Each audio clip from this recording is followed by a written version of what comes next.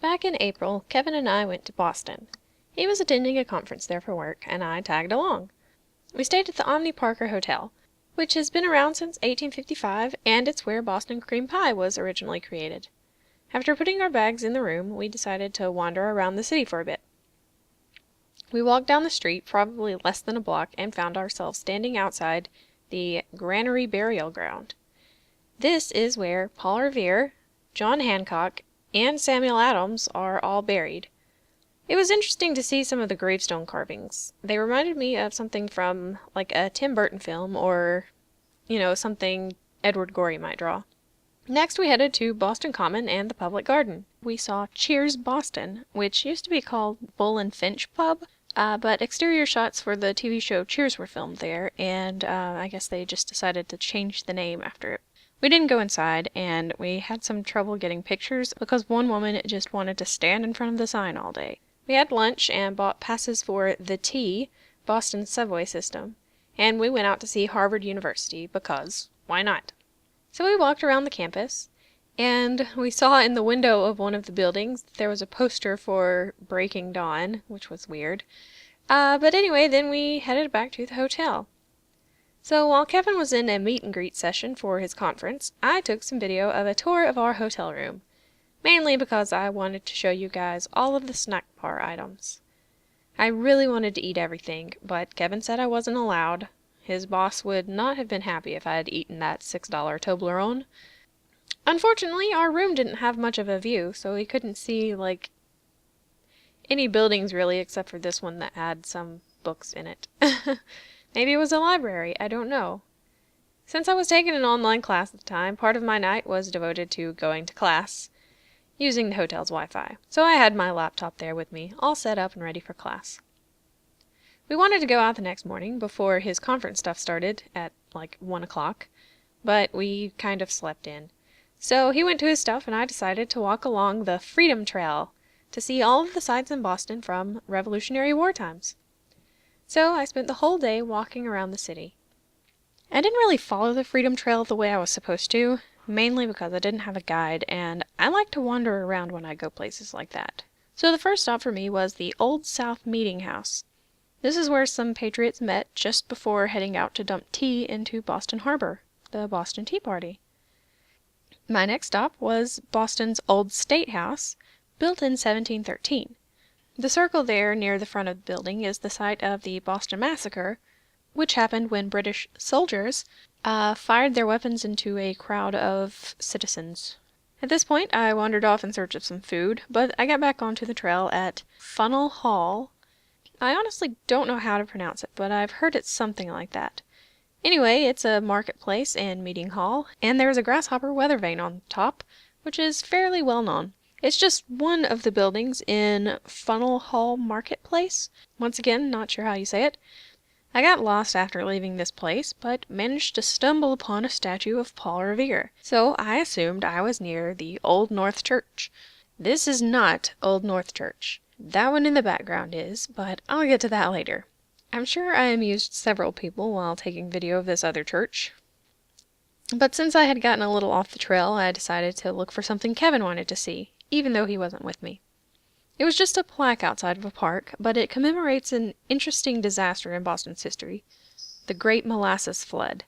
The plaque reads, "On January 15th, 1919, a molasses tank at 529 Commercial Street exploded under pressure, killing 21 people. A 40-foot wave of molasses buckled the elevated railroad tracks, crushed buildings, and inundated the neighborhood. Structural defects in the tank combined with unseasonably warm temperatures contributed to the disaster." So basically it was like a bunch of syrup that was flooding the city streets and killing people, which is just really strange to me. From there I walked over the Charles River on the Charlestown Bridge and headed toward the Bunker Hill Monument. As you can probably tell, it wasn't very hard to find. While called the Battle of Bunker Hill, it was actually fought on Breed's Hill. Maybe they just thought Bunker Hill sounded cooler? I don't know, I would have to agree, though. Anyway, it was the first formal battle of the American Revolutionary War. You can go inside and climb up to get a better view, but the sky was starting to look a little bit stormy, so I decided I should probably see a few more sights and head back to the hotel. I really just like the houses around there. They look so cute. My next stop was the Navy Yard to see the USS Constitution, aka Old Ironsides. It was nicknamed this because the cannonballs allegedly bounced off her thick wooden sides during naval battles. It's the world's oldest commissioned naval vessel afloat, according to Wikipedia, and is best known for its actions in the War of 1812. I didn't actually go on it or in the museum. I'd already been walking around for hours, and I was really tired, so I headed back over the bridge. The bridge was pretty scary, actually. In the middle of it, you could see the river under you through the grates. But you could also see cool landmarks from there, on both sides of the river, like Old Ironsides, Bunker Hill Monument, and the Old North Church.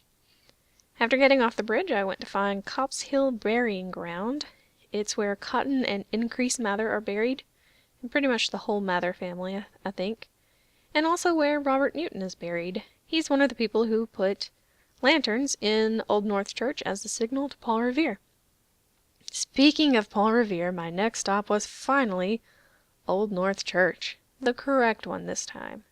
He said to his friend, if the British march, by land or sea, from the town tonight, hang a lantern aloft in the belfry arch of the North Church tower as a signal light, one if by land and two if by sea, and I on the opposite shore will be, ready to ride and spread the alarm through every Middlesex village and farm, for the country folk to be up and to arm. So a couple of interesting things about the church. There's a third lantern in a little courtyard, which was lit by President Gerald Ford in 1976, the bicentennial of the U.S., and it's supposed to always be burning. Pretty sure that thing's not lit. Then again, that may not be the actual lantern that he lit, so that could just be like a mock-up. I don't really know. The other interesting thing is that these vents along the side of the building were put there to let the smell of decomposing bodies in the crypt escape. Pretty gross, I know. But before that, all the smells stayed in the crypt, which would have been fun times for anyone down there. Next, I walked to Paul Revere's house, but they were closing up just as I got there. By this time, I was cold, tired, and hungry, so I went back to the hotel. Of course, on the way, I passed the Union Oyster House, the oldest restaurant in America, and the Green Dragon Tavern, which reminded me of Lord of the Rings. I also passed this giant tea kettle, which was created for the Oriental Tea Shop. It can hold 227 gallons, 2 quarts, 1 pint, and 1 gill of tea. I've never actually heard of a gill before, but apparently it's about 1/4 of a pint. I really hope I'm pronouncing that correctly, because I did look it up. Of course, now the kettle sits above the entrance to a Starbucks. When I got back to the hotel, I was exhausted. But later that night, Kevin and I roamed the halls of the hotel in search of ghosts. The Omni Parker Hotel is apparently haunted, so I brought my EMF detector, or electromagnetic field detector if you didn't know, and we wandered around in search of ghosts. Unfortunately, we didn't find anything. We went back out to Boston Common and walked around at night. We really just wanted to find the site of the great elm, and we found the plaque where it used to stand. It says, "Here the Sons of Liberty assembled. Here Jesse Lee, Methodist pioneer, preached in 1790.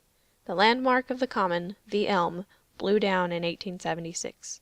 So it was like the biggest and oldest tree in Boston, basically. But it's no longer there, which is sad. Day 3 was my museum day, although I really only went to one museum. I went to the Boston Museum of Fine Arts. Having an art history degree, I couldn't really pass it up. After that, I made my way to the public library to look around. It's a really nice, pretty building. It's got these lion statues and lots of paintings on the ceiling. It's really pretty. Anyway, since it was past lunchtime, I grabbed a Coke and a bag of chips and made my way to the public garden again. I sat on a bench and ate while I watched a bird play in a puddle, and after that I found this nice angel statue. She wasn't weeping, at least. I walked over toward the river to see the Charles River Esplanade, where the Boston Pops perform in that shell-like thing. A hatch shell, I believe, is what it's called.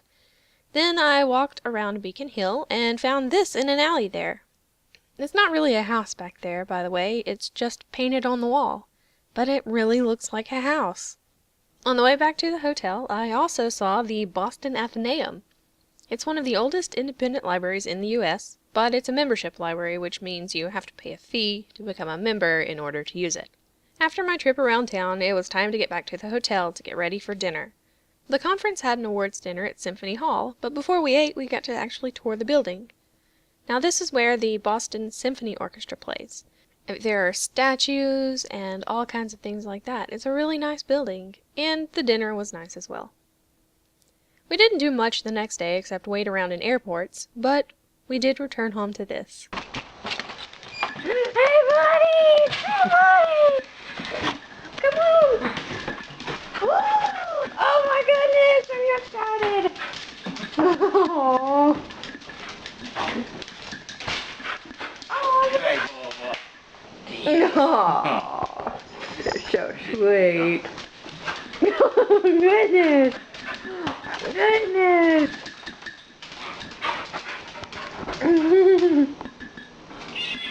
What is Bubby?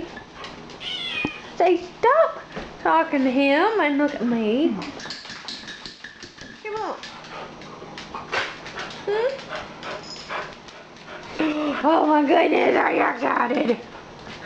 Are you happy?